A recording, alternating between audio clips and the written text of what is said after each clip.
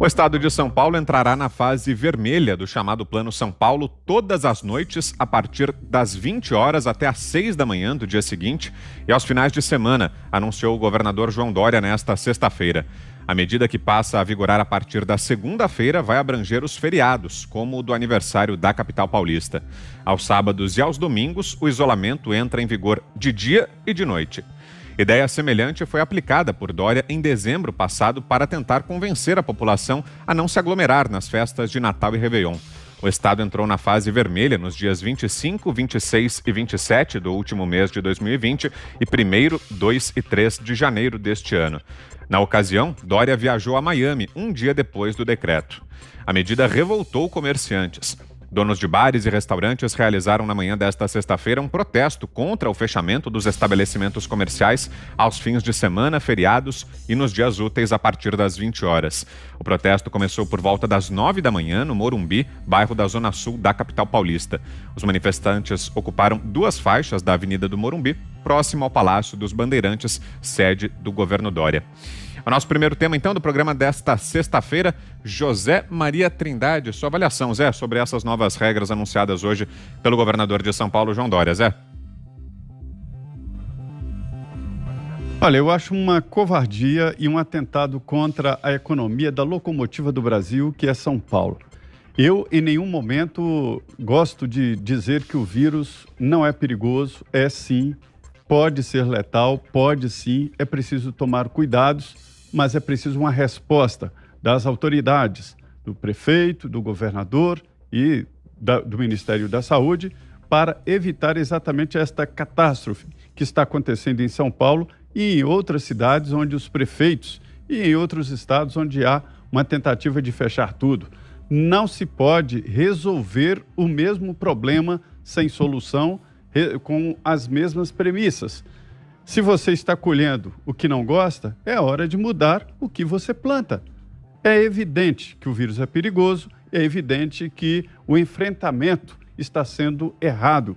E o resultado é que mostra isso. Não está dando resultado. No início da pandemia, se trancou tudo, esperávamos que fosse apenas 15 dias, o tempo de equipar hospitais, na moda da época o tal do respirador que estava em falta, agora mais do que respirador é o oxigênio, né?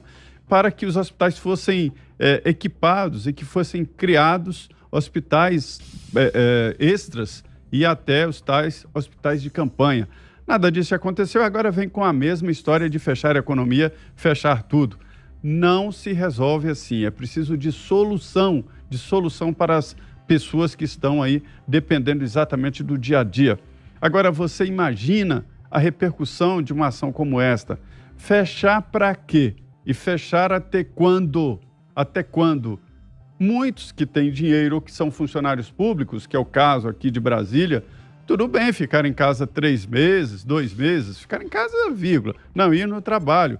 Você chega aí nos lugares comuns, bares e tal, tudo cheio. Na borda do lago aqui, tudo cheio. As lanchas e os barcos aqui do Lago Paranoá, tudo lotado, com músicas, todo mundo se divertindo. Vai no trabalho, nada. Não é assim que se resolve. É preciso uma solução inteligente. E qual é a solução inteligente? Atacando consciência, um vírus que é novo, que é difícil. Esta solução de fechar tudo já foi testada e não deu certo. Então faz sentido, sim, esta manifestação e que o governador ouça os que estão sofrendo lá embaixo. Essas pessoas não têm avião particular, essas pessoas não viajam para o exterior para se livrar das normas rígidas impostas por um Estado que está errando. O vírus é perigoso? É. Mas cadê os hospitais? Cadê as medidas adotadas, prometidas e não adotadas, né? É isso.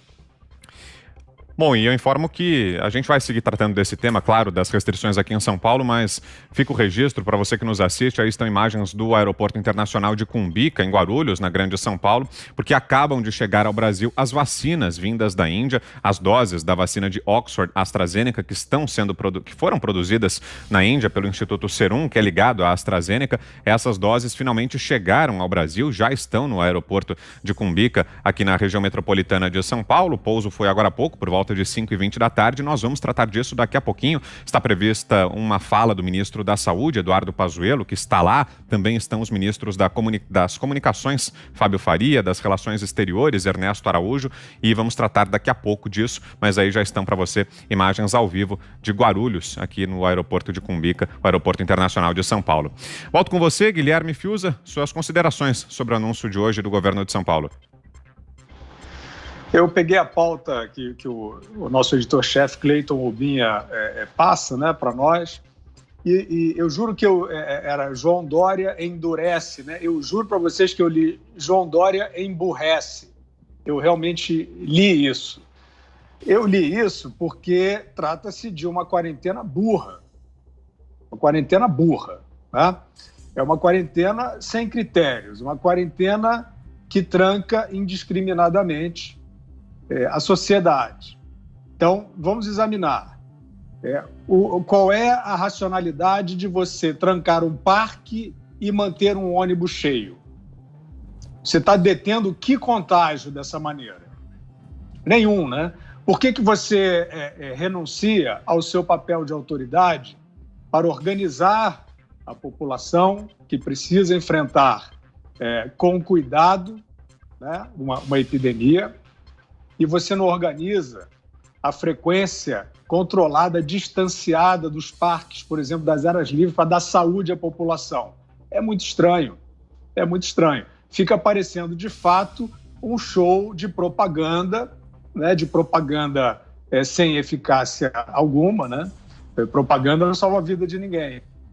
Espetáculo de heroísmo, né? Estão salvando vidas. E depois você pega lá um panfleto do Butantan e obriga, ou manda, ou induz o Butantan a assinar lá um negócio dizendo que você salvou não sei quantas mil vidas com essas medidas. Eles não têm vergonha disso. Impressionante que não tenha vergonha disso. Salvamos não sei quantas mil vidas com o Plano São Paulo. O Plano São Paulo é uma abstração. O Plano São Paulo é uma quarentena burra, né? Que não cuida de quem tem que cuidar, que é a população vulnerável, né? Esta, sim, precisaria de uma política específica de proteção, né? Pela taxa de letalidade, que nós sabemos, abaixo de 70, de 65 anos, né? Que é perfeitamente viável para o convívio, com o distanciamento, com tudo que nós falamos. Mas essas autoridades, como o governador de São Paulo, se recusam a admitir isso, né? E fazem trancamentos que têm consequências muito pesadas, não só para a economia, como para a saúde das pessoas. E eu queria dizer o seguinte, Vitor, tem uma passeata, eu acho que passou do ponto desse tipo de esperneio. Os agentes econômicos, a sociedade organizada, tem que ir ao poder público, tem que se sentar com a polícia, tem que se sentar com o governo de estado, tem que se sentar com o secretário de saúde e dizer a eles: coloque aqui na mesa, coloque aqui na nossa mesa de discussão de gente adulta o laudo demonstrando aonde é que nesse Plano São Paulo está bloqueado o contágio do vírus para atingir as pessoas vulneráveis que realmente correm risco. Eles não têm. Eles não vão mostrar: vocês não têm? Então vocês mudem a sua medida, porque diante disso nós não vamos poder cumprir uma regra que não está fundada nem na lei nem na ciência. É isso que tem que ser feito, é isso que tem que ser feito pela sociedade. Isso não é uma sublevação, né? Isso não estamos instando ninguém ao conflito. Estamos sugerindo a racionalidade. Você vai fazer uma passeata, passou esse tempo, né? Então, agentes econômicos não existe, associação comercial, associação industrial, associação de hoteleiros, restaurantes. Existe isso? Cadê esses agentes econômicos? Vai lá, senta com o governador. Não é possível que a política pública drástica desse tipo fique sendo ditada por alarmistas aí, sei lá, na televisão, em palanque, né? Senta lá com a polícia, com o governador, bota aqui em cima da mesa a demonstração sanitária da eficácia desse tipo de medida, com esses horários. Por que esses horários e não aqueles? Façam isso. Vocês estão esperando o quê? Senão a gente vai ficar aqui falando, né, nos pingos nos is, gritando, movam-se. Olha, a quarentena não funciona. Eu vou dar para vocês mais uma informação. Saiu um novo estudo de Stanford, publicado no European Journal of Clinical Investigation, com 10 países, demonstrando que o lockdown não salva a vida de ninguém. Demonstrando que as medidas de restrição mais severa não coincidem com o melhor enfrentamento da pandemia. Tem diversos estudos. Por que vocês não pegam os agentes econômicos, a sociedade? Peguem esses estudos. O Ministério Público não adianta contar, porque a gente já viu o jogo que ele está jogando. Vão lá ao governador, vão ao secretário, levem médicos.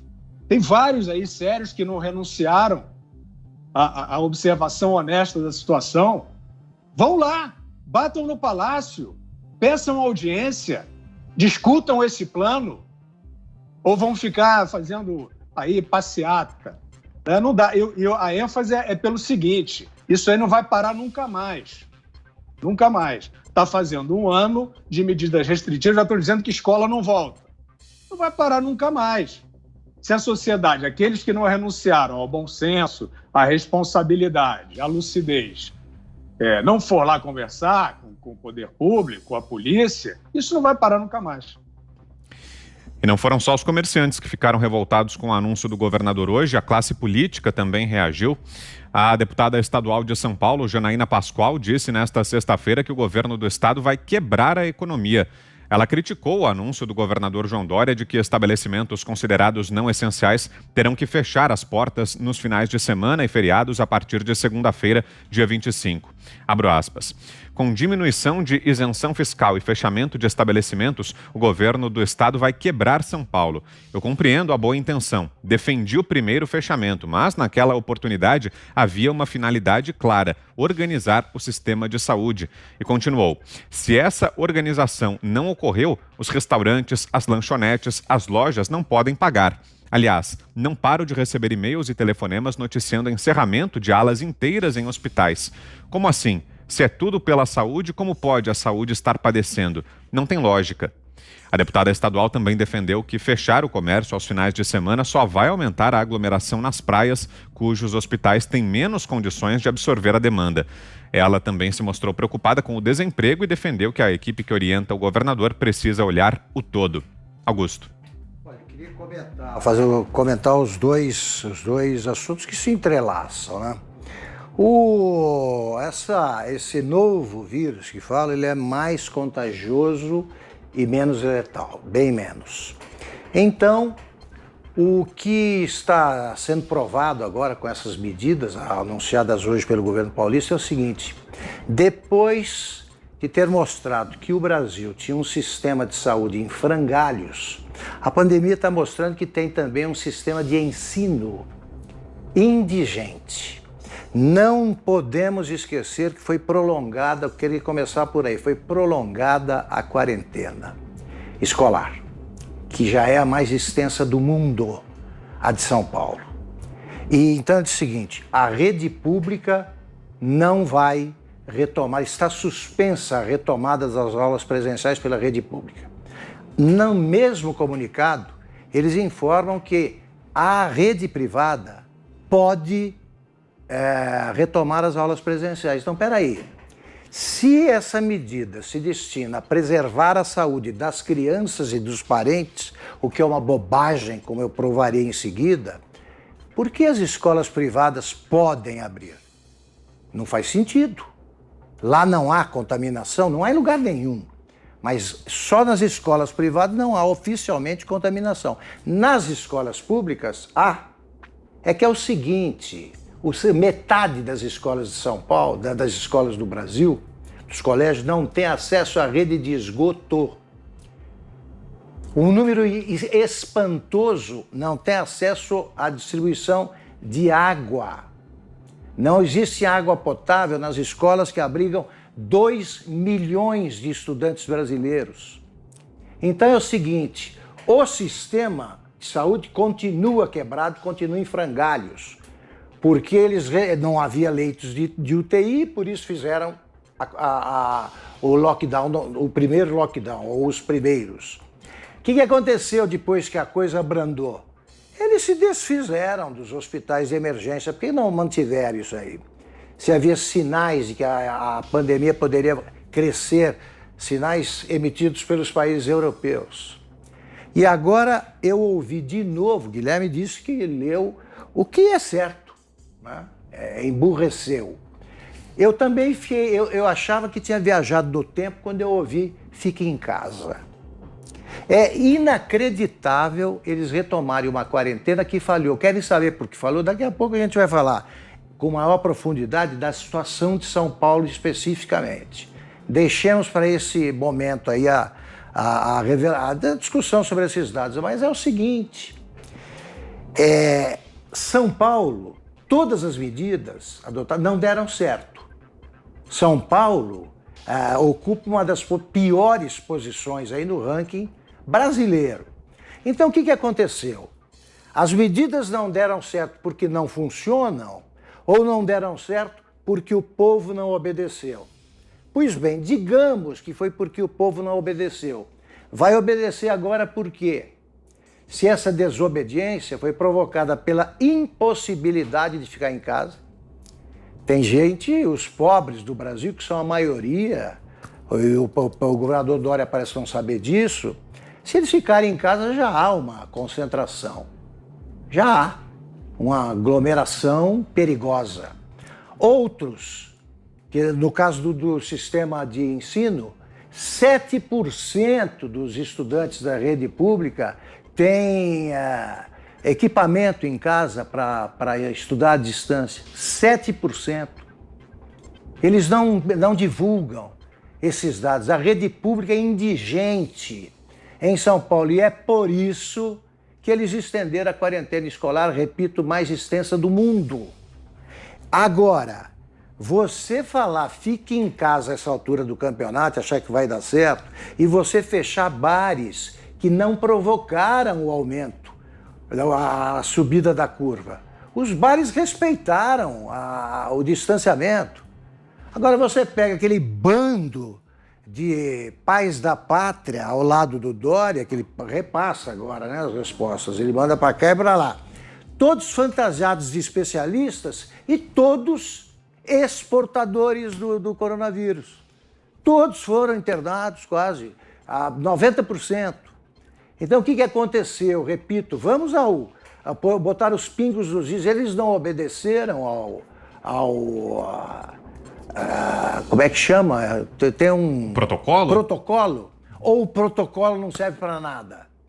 Então, todos eles lá, que passaram pelo hospital, dizendo que devemos fazer os que não fomos contaminados. Aí a gente seguiu regras de distanciamento. Então, foi um espetáculo triste, e porque os garçons, sobretudo, vão ficar sem emprego.